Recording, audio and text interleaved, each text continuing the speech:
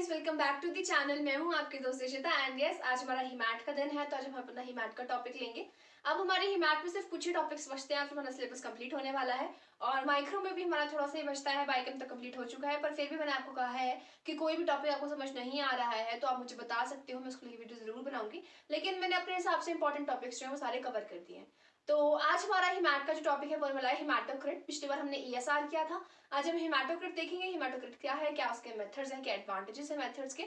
So yes, अगर आप मेरे चैनल पर नए हैं तो please do subscribe the channel and let's get started with today's video. सबसे पहले व्हाट इज हिमैटोक्रिट। हिमैटोक्रिट को हम और क्या बोलते हैं, देखो हिमैटोक्रिट को हम एक और बोलते हैं पैक्ड सेल वॉल्यूम।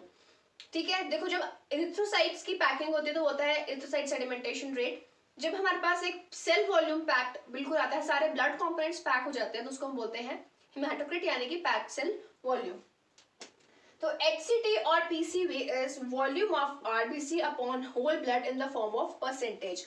जब परसेंटेज की फॉर्म में RBC का volume upon whole blood components का वॉल्यूम आता है in the form of percent, then it is known as HCT।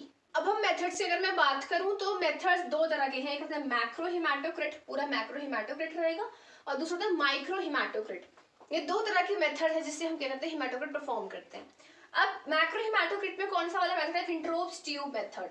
जो हमारा विंट्रोप्स ट्यूब, जो हमने ईएसआर में विंट्रोप्स ट्यूब यूज करते थे, जो हमारा विंट्रोप्स ट्यूब होता है बेसिकली वो उसको हम मैक्रो हिमैटोक्रिट में यूज करते हैं। अगर माइक्रो हिमैटोक्रिट की बात करें तो माइक्रो हिमैटोक्रिट में होता है कैपिलरी ट्यूब मेथड। इसमें हमारे पास कैपिलरी ट्यूब रहेगी एंड हिपैरेनाइज्ड कैपिलरी ट्यूब हम इसमें यूज करते हैं, जिसमें हिपैरन क्या होता है, एंटीकोगुलेंट प्रेजेंट होता है। तो हम बात करेंगे विंट्रोप्स ट्यूब यानी कि मैक्रो हिमैटोक्रिट की। सबसे पहले मैक्रो हिमैटोक्रिट में क्या होगा, एंटीकोगुलेंट वाला ब्लड हम इसमें यूज करेंगे। ठीक है, उसके बाद विंट्रोप्स ट्यूब को फिल करेंगे up to the mark 10। And Wintrobe's में कौन सा हमारे पास रहता है, EDTA, इसके अंदर एंटीकोगुलेंट प्रेजेंट होता है। ठीक है, EDTA एंटीकोगुलेंट वाली वायर लेंगे जिसमें क्या होगा, उसको अप टू मार्क 10 फिल करेंगे। विंट्रोप्स ट्यूब में आपको बताया था एक 0 to 10 काउंटिंग होती है, 10 to 0 काउंटिंग होती है। हम इसको अपना मार्क अबव वाले मार्क तक 10 तक फिल करेंगे। उसके बाद उसको सेंट्रीफ्यूज करेंगे 30 मिनट्स के लिए। अब हमने सेंट्रीफ्यूज कर लिया 30 मिनट्स के बाद, 30 मिनट जैसे सेंट्रीफ्यूज हो जाएगा वैसे आपको रिजल्ट्स देखने को मिलेंगे। अब रिजल्ट्स में क्या क्या आएगा मैं आपको वो बताती हूँ। तो सबसे पहले क्या होगा, डिफरेंट लेयर्स की फॉर्मेशन आपको इसमें देखने को मिलेगी। ठीक है, जो अपर मोस्ट लेयर होगी वो होगी प्लाज्मा की। देखो ये ऐसे मानो विंट्रोप्स ट्यूब है, इसको आपने बिल्कुल सेंट्रीफ्यूज किया तो जो सबसे ऊपर होगा वो आपको प्लाज्मा देखने को मिलेगा। उसके बाद होगी थिन व्हाइट प्लेटलेट, यहाँ पे एक बहुत पतली सी व्हाइट कलर की लेयर देखने को मिलेगी एंड दैट इज प्लेटलेट। ऊपर होगा प्लाज्मा, जो नीचे फिर उसके नीचे होगी व्हाइट कलर की छोटी सी पतली सी लेयर, वो होगी हमारी प्लेटलेट्स। अब उसके बाद देखिएगा greyish pink layer of leucocytes. अब इसके नीचे ग्रेइश कलर की हमें लाइन दिखाई देगी जो हमारे होंगे ल्यूकोसाइट्स यानी कि WBCs, एंड उसके नीचे जो कुछ भी होगा वो हमारा होगा RBCs। ठीक है, तो जैसे हम सेंट्रीफ्यूज करेंगे तो ये कंपोनेंट्स हमें देखने को मिलेंगे उस ट्यूब में। तो ये तो होगी हमारे पास different layers, lower most layer of RBC layer. ठीक है, ये सारी हमें लेयर्स इसमें देखने को मिलेंगी। तो इस तरह से हम अपना मैक्रो हिमैटोक्रिट मेथड जो है वो पूरा करेंगे। एंड प्रैक्टिकल में भी आपको मैक्रो हिमैटोक्रिट करने को आता है। ठीक है, एक बच्चे मैक्रो क्या पर हिमैटोक्रिट आपको बेसिकली करने को आता है। एंड हम मैक्रो हिमैटोक्रिट वाला विंट्रोप्स ट्यूब वाला ही मेथड फॉलो करते हैं बेसिकली लैब में। अगर आपकी लैब में दूसरा मेथड भी यूज होता है तो आप दूसरे मेथड से भी कर सकते हो, लेकिन प्रैक्टिकल में ये मेथड परफॉर्म करने को आता ही है।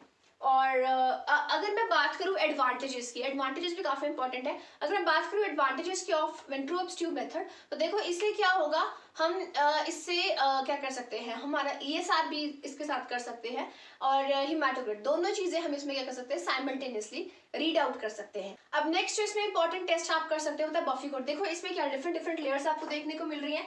जो हमारी ग्रेइश पिंक लेयर होती है, जो हमारे पास ये greyish pink whitish, greyish pinkish greyish whitish जो लेयर इसमें आती है बेसिकली ल्यूकोसाइट्स की, जो हमारे पास ल्यूकोसाइट्स जब WBCs की जो लेयर बनती है उसको हम बफी कोट बोलते हैं। And in case of malaria, जब कोई मलेरियल पैरासिटिक इन्फेक्शन होता है, जब मलेरिया किसी को होता है तो उस टाइम पे बफी कोट का स्मीयर, बफी कोट भी बनाया जाता है, बफी कोट को भी विजुअलाइज किया जाता है इसमें एज अ स्मीयर। तो उस टाइम पे इस मेथड से क्या हो रहा है, ESR भी आप कर पा रहे हो, बफी कोट भी आप कर पा रहे हो एंड हिमैटोक्रिट तो आप कर ही रहे हो।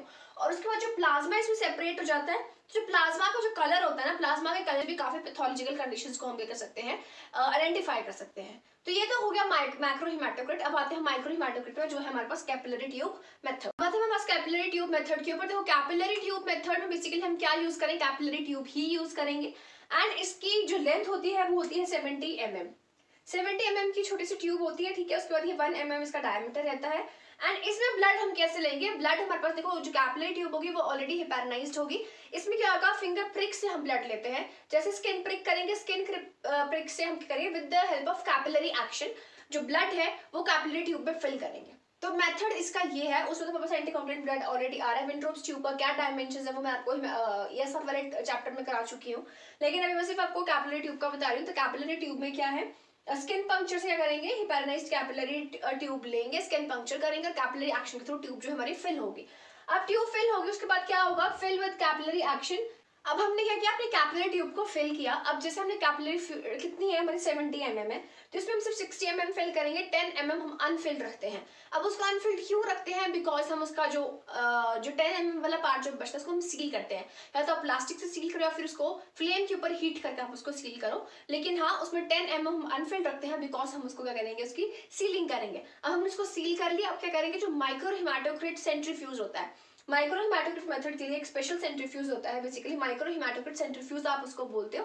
उसमें हम 5 मिनट्स फिर उसको सेंट्रीफ्यूज करते हैं। अब 5 मिनट्स के सेंट्रीफ्यूज करने के बाद आपको क्या करेगा, पैक्ड सेल वॉल्यूम जो है उस ट्यूब में देखने को मिलेगा। तो ये हो गया हमारा माइक्रो हेमाटोक्रिट मेथड। अब इसका एडवांटेज क्या है, देखो इसमें आपको बहुत कम ब्लड सैंपल चाहिए, आपको ज्यादा ब्लड सैंपल नहीं चाहिए, फिंगर प्रिक से चाहिए, वीनस ब्लड सैंपल आपको उसमें चाहिए ही नहीं। सेकंड एडवांटेज इसका ये है कि रिजल्ट विद इन 5 मिनट्स। देखो 5 मिनट तक हम इसको सेंट्रीफ्यूज कर रहे हैं, 5 मिनट तक आपको रिजल्ट इसमें देखने को मिलेंगे। तो 5 मिनट आपके पास रिजल्ट टाइम पीरियड रहेगा, 5 मिनट आप पेशेंट को रिपोर्ट दे सकते हो। मोस्ट इंपॉर्टेंट एडवांटेज इसका ये है कि इसमें एक्यूरेट रिजल्ट आपको देखने को मिलते हैं, बिकॉज प्लाज्मा इसमें कम ट्रैप होता है, ठीक है। प्लाज्मा की ट्रैपिंग बहुत कम रहती है, जिसकी वजह से रिजल्ट है वो एक्यूरेट देखने को मिलते हैं।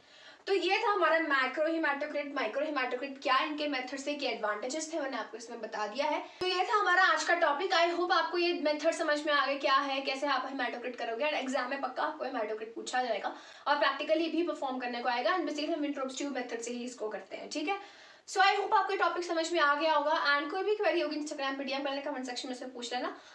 सो या that's it for today. And काफी छोटा सा टॉपिक था, तो ये तो आज थोड़ा जल्दी कंप्लीट हो गया है इस वीडियो में, लेकिन अब हमारा हिमाट बेसिकली कंप्लीट हो ही चुका है। 2-3 टॉपिक्स और रहते हैं एंड सिलेबस कंप्लीट। सो या फिर मिलते हैं आपसे अगली वीडियो में। Till then take care, good bye.